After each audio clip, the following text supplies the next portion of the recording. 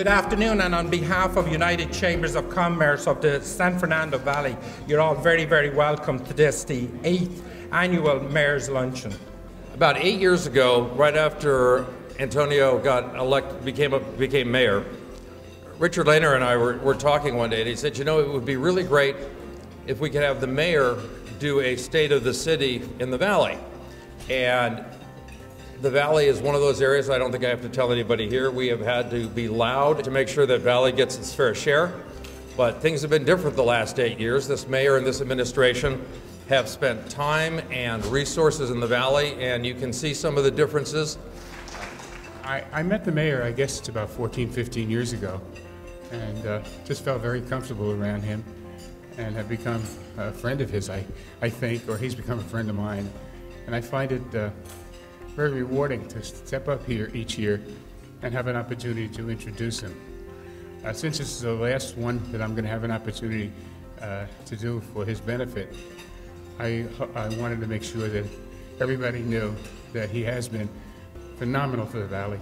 So I would like to take this opportunity to ask Mr.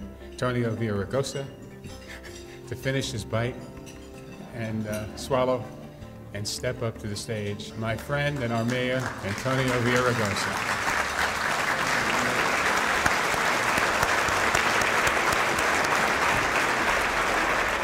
I really feel humbled that I still walk in a room like this and know so many of you for so long, and people still want to take pictures and hug you and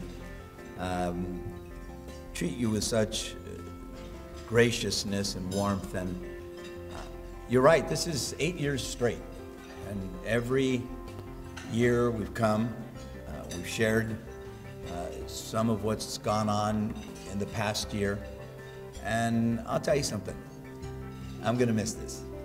When you open up your door to someone like me, and I open up my mind to all of you, you realize that this is a big city, that this is a city that's very diverse in every respect. In fact, the epicenter of diversity, racially and ethnically, is the San Fernando Valley. And you ought to be proud of that. But in every sense of the word, this is such a diverse city.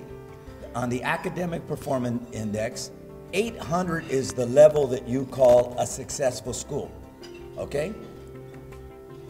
Failing schools are at 650 and below. What if I told you that in the last 7 years, we've doubled the number of schools at 800 and above in this school district? Yes. We've reduced from a third. 1 out of 3 schools were failing at 650 and below.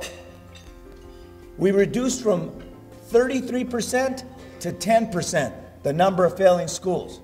Let me talk about crime for a second. And I'm not even reading this darn thing. And whoever wrote it did a really good job. I got this by heart. You know, let's remember 2001. Do you remember those commercials, everybody? Antonio Villaraigosa. Scary. City's gangs are gonna take over. The crime is gonna be rampant. Very proud of this, everybody. We're safer than at any time since before I was born. And you all know I'm 59 years old. That was 1952. Today in LA, and I'm going to go through the specifics of it, no city in the United States of America in a 7-year period has done more to build out our public transportation system as we have. Mel Wilson, Richard Katz, give them a big hand. We've got to start developing our brand. LA's a great place. We're making it easier to do business in LA for the first time in decades, and we're very proud of that. Gross receipts tax, the small business unit, there's a middle ground. And I'll tell you who taught me that middle ground. The San Fernando Valley taught me the middle ground. It doesn't have to be left or right. There's a middle ground here. And I'm challenging my friends on seniority, on tenure, on CEQA reform, on the things that are broken, on our broken tax system. We got to talk about what's broken. You know, when Prop 13 was passed, homeowners were paying 40% of the freight, and commercial was paying 60% of the freight. Guess what's happening now? because they have a little thing called a loophole, called a REIT. They can buy property and sell it, and they don't get taxed on it at all. That's not fair. It's a burden on homeowners.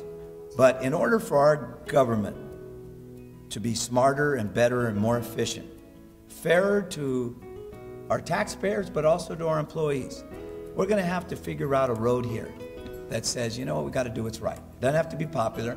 That's not why you run in public office. As I tell my kids, I don't have much in my bank account, so I don't have much to give you here, but I do have a name.